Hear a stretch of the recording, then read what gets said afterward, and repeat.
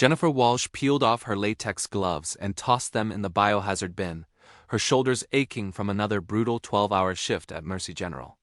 At 53, the night shifts were getting harder, but she never complained. She'd seen harder things, done harder things.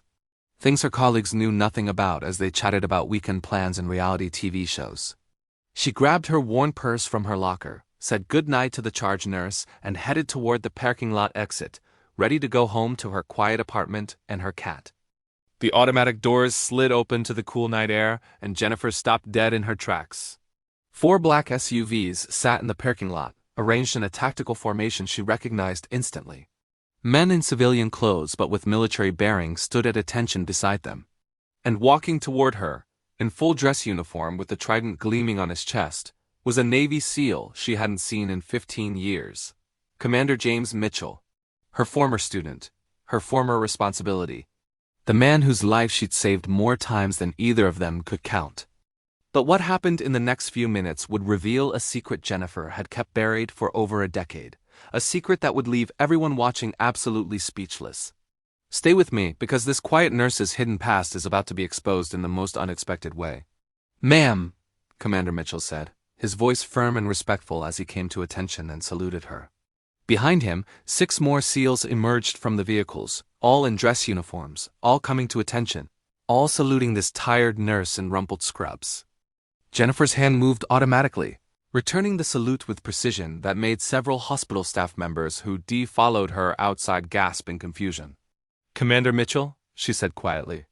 "This really wasn't necessary. With all due respect, ma'am, it absolutely was necessary," Mitchell replied. "Captain Jennifer Walsh, United States Navy, retired. My CO wanted to come himself, but he's overseas, so he sent us. All of us." He gestured to the men behind him. "Every man here trained under you. Every man here is alive because of what you taught us." Jennifer's colleague Sarah stood frozen by the hospital entrance, her mouth open. "Captain, Jennifer, what is he talking about?" Mitchell turned to her, his expression serious.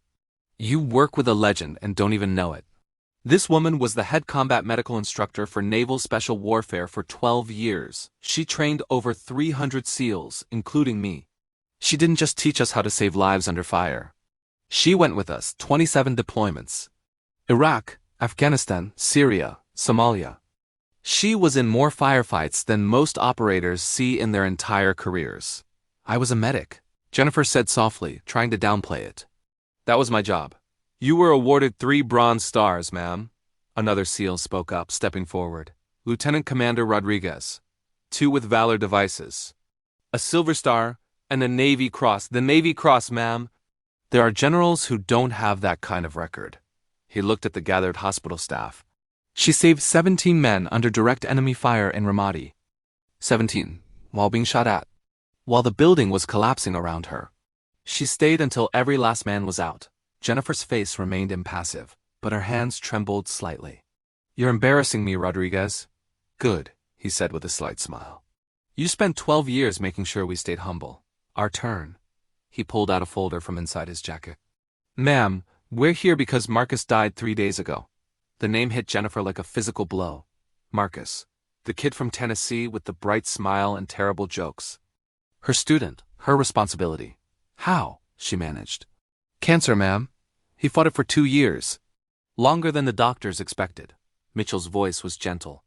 "Before he passed, he made us promise something. He said you'd saved his life in Kandahar in 2009. Took shrapnel meant for him. Spent 6 months in recovery and never once complained. He said he got 15 extra years because of you. Got married, had 3 kids, saw them grow up.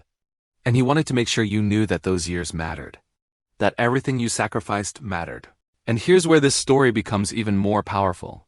If you believe that true heroes walk among us every day, unrecognized and unappreciated, hit that like button and subscribe, because what happens next shows exactly why we should never assume we know someone's story."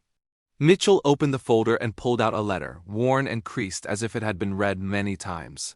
"He wrote this for you, ma'am, and he left instructions. He wanted his children to meet you. To know the woman who gave their father a future. They're here, in the last vehicle. If you're willing." Jennifer's composure finally cracked. Tears spilled down her cheeks as she took the letter with shaking hands.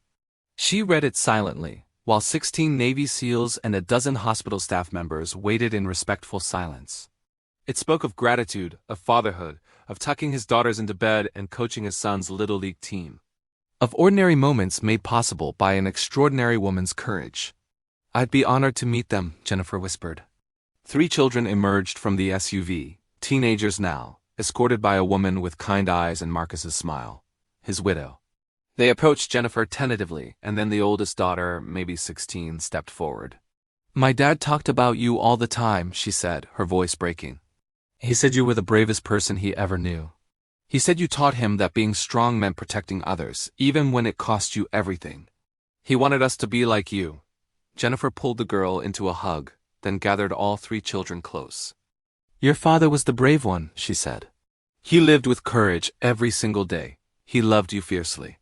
And everything I did, everything any of us did, was so that good men like him could come home and be fathers and husbands and friends.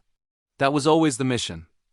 The hospital staff watched in stunned silence as this woman they'd worked beside for 3 years, this quiet nurse who never talked about herself, stood surrounded by Navy SEALs treating her with the reverence usually reserved for 4-star admirals.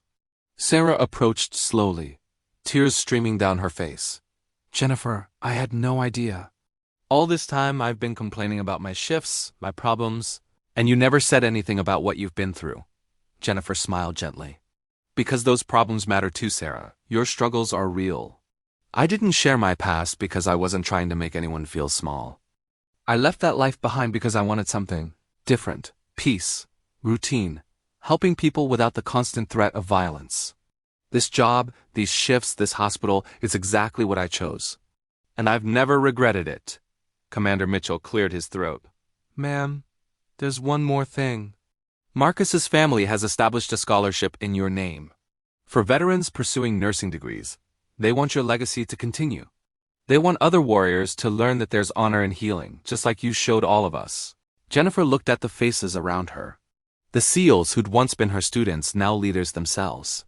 The hospital colleagues who were seeing her clearly for the first time. Marcus's children, carrying their father's memory and her lessons forward. And she understood something profound.